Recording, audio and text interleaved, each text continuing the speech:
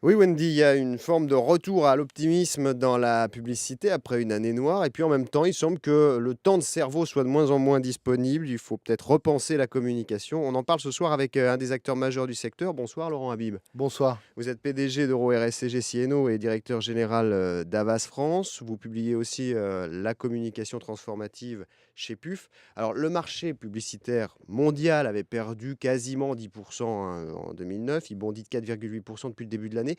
Tous les acteurs sont optimistes. Les résultats sont étonnants sur les 3 premiers trimestres de cette année. Ça y est, le marché est relancé véritablement. Oui, alors il faut faire attention parce que en fait c'est une comparaison de premier semestre à premier semestre, donc la comparaison est très forte. Du coup, les chiffres L'effet de sont... seuil, vous voulez Oui, dire. voilà, il y a vraiment un palier et on espère réussir à revenir un peu en dessous de la situation qu'on avait avant la crise. Donc Ouais.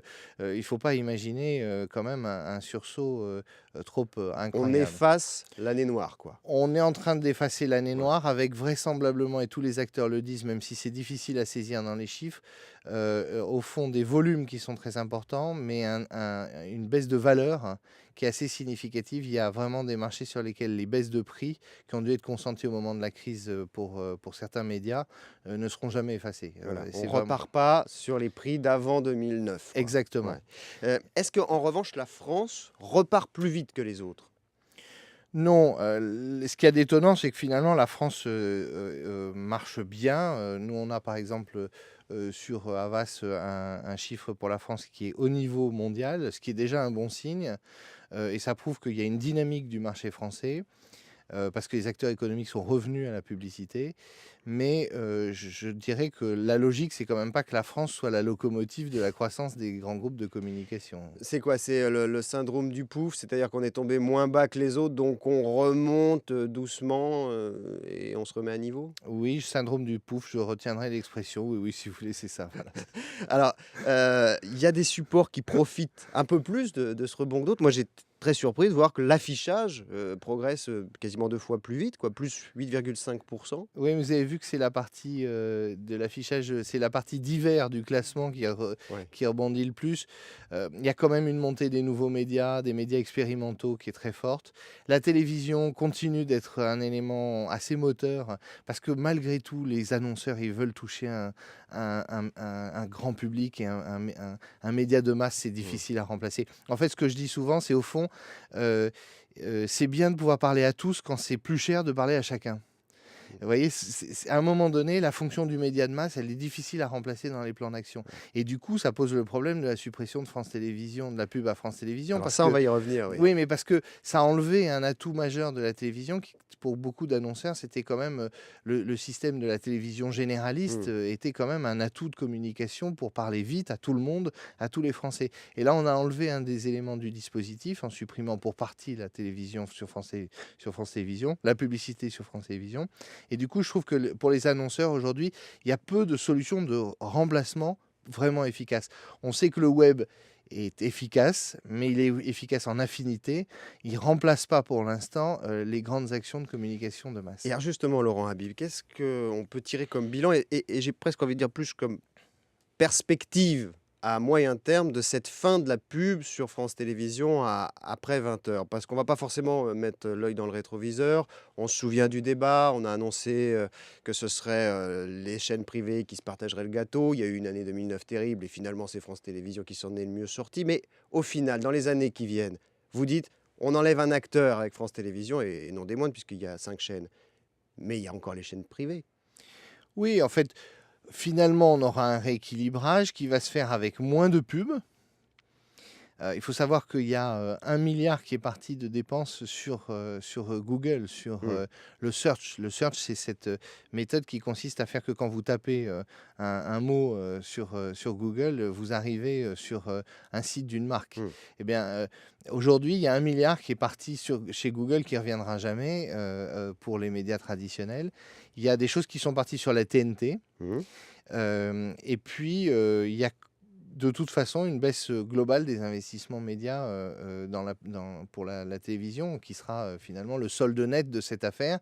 C'est une baisse de la publicité. Et alors, Laurent Habib, Et on ne peut pas dire que ça soit au profit des marques, tout ouais, ça, parce que je ne suis pas sûr qu'elles aient trouvé un substitut efficace. Donc ouais. c'est vraiment regrettable. Moi, je pense que c'est une mauvaise décision qu'on va payer durablement dans le système Donc, français. si je vous comprends bien, on a eu raison d'arrêter le processus, de limiter la fin de la pub après 20 heures et de pas aller au bout de la logique en la supprimant complètement. Bah, l'évidence est venue au pouvoir public, oui. Ouais.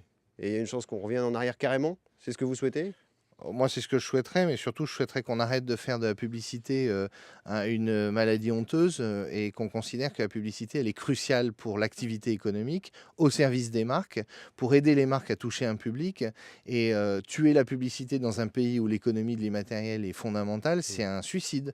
Donc, c'est absolument idiot de se mettre contre la publicité. Et les pouvoirs publics, ça fait des années que, un peu par démagogie, ils jouent ce jeu qui consiste à limiter la publicité, à mettre des mentions légales partout, à empêcher les publicitaires de faire leur métier, alors que les publicitaires ne sont pas des gens sales, ce sont des gens qui se mettent au service de l'activité économique et de la croissance. Donc il faut changer le logiciel de nos hommes publics et qu'ils arrêtent de considérer qu'en tapant sur le publicitaire, ils vont avoir des voix électorales nouvelles. Ça, je crois que vraiment, il faut changer ce système. Alors, il y a une étude de TNS Sofres qui est parue il y a quelques jours qui montre que le nombre de publiphobes, on les appelle comme ça, augmente. Ils voient la pub comme une source d'ennui. C'est un peu ce que vous dénoncez d'ailleurs dans votre livre, La communication transformative. C'est-à-dire que, en gros, aujourd'hui, à force de multiplier les supports, la façon de parler d'une marque, la pub n'est plus crédible? En fait, le drame, c'est que la publicité, ces dernières années, a joué vraisemblablement sur un mauvais registre, notamment en se mettant à vendre un peu de l'air. C'est ce que j'appelle les idées vaines, ces idées sans effet, sans valeur, ces slogans qui veulent rien dire, c'est cette compassion un peu feinte, c'est ce développement durable affiché alors qu'en fait il n'était pas intégré vraiment structurellement dans les entreprises, ces entreprises qui sont mises à dire toute la même chose. Et en fait on se retrouve dans une situation, c'est que finalement la publicité n'a pas joué son rôle, le rôle qu'elle avait su jouer dans l'histoire, qui était d'accompagner la modernité, la croissance, la consommation, les nouvelles envies, les nouvelles pratiques, les nouveaux désirs. Elle s'est retrouvée à faire du conservatisme social, à servir à rien. Et donc, au moment même où on est dans ce qu'on appelle la société de communication, je pense que la publicité aujourd'hui ne joue plus vraiment son rôle. Pour jouer vraiment son rôle, elle doit mettre les transformations au cœur des messages.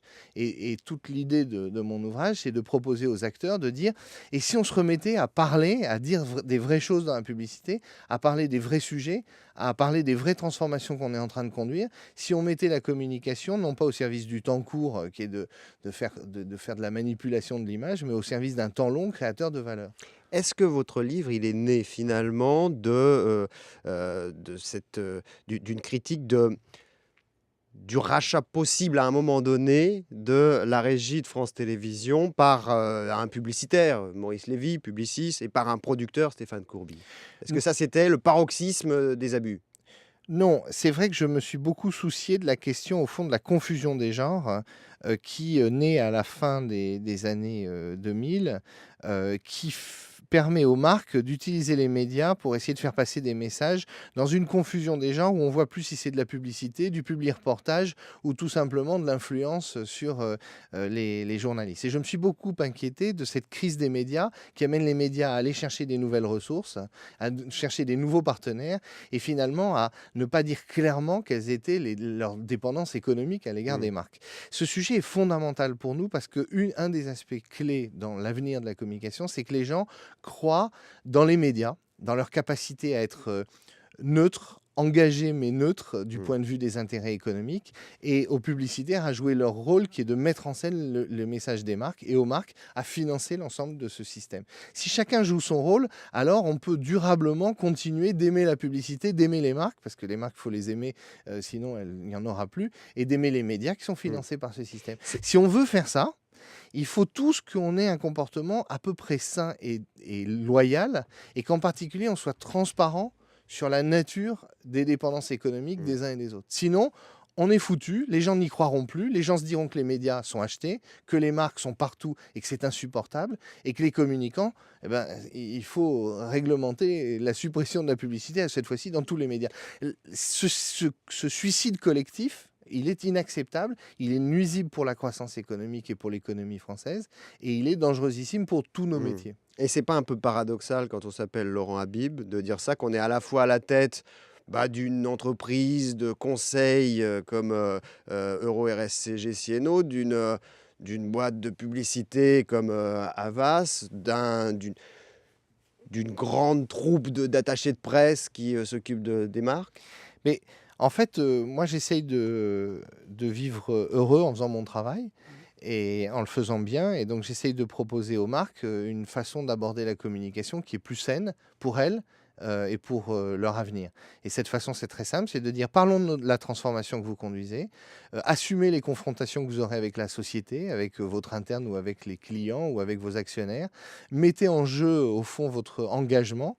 Et c'est comme ça que vous arriverez à créer de la valeur durablement et à faire au fond de façon éthique de la création de valeur. La question, c'est qu'au fond, je m'oppose à une logique qui est possible dans notre société, qui est que le cynisme soit payant. Et moi, je n'ai pas envie d'être du côté du cynisme, et je propose aux médias et aux annonceurs et aux publicitaires de ne jamais jouer le jeu du cynisme. Parce que le cynisme, il est gagnant à court terme et il est dévastateur à long terme. Donc c'est une façon assez simple de faire mon métier en étant fier de le faire et en créant de la valeur durable, y compris pour Havas. Vous rendez étanches les différents métiers, c'est ça la clé? Alors non, l'idée, c'est pas de rendre étanche, parce que l'étanchéité, on ne l'aura pas sur Internet. Quand on aura la télé interactive, ça ne sera pas étanche. La télé interactive, c'est qu'on verra un programme, on verra de la pub, et on pourra cliquer pour dire: bah oui, je veux en savoir plus sur Chanel, sur la voiture Ford ou sur le magasin Decathlon. On cliquera et on aura des précisions qui seront données par les marques. Donc l'étanchéité, elle existera moins. Mais cette étanchéité, elle n'empêche pas la clarté. L'absence d'étanchéité n'empêche pas la clarté. La clarté, c'est de dire: dans ce contenu, c'est un contenu de marque. Ce contenu, c'est un contenu dit par un journaliste. Quand le journaliste, il me dit que il pense que BP a fait ce qu'il fallait pour boucher la fuite, Oui. il l'a vraiment vérifié. C'est pas sur la base d'informations données par BP et sans validation, parce qu'il n'a pas eu le temps de les faire. Au fond, je crois qu'il faut revenir à cette idée que les gens ont le droit de savoir, et leur donner les moyens de savoir qui est derrière un message qu'ils reçoivent. Si c'est des marques, c'est pas grave, les marques, ça n'est pas sale. Et c'est pas grave que une marque fasse un sublime film pour parler de ce qu'elle fait, mais à condition que je sache que c'est elle qui l'a financé, ce film, et pas que ça a été fait par un journaliste indépendant. Merci beaucoup Laurent Habib, directeur général d'Havas France, PDG d'Euro RSCG Cieno et puis auteur de la communication transformative chez PUF. Merci.